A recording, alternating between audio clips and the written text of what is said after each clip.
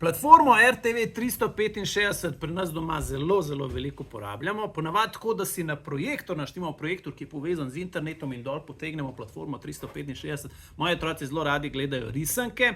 Trenutno so najbolj popularne Radioaktivčki in pa Brina.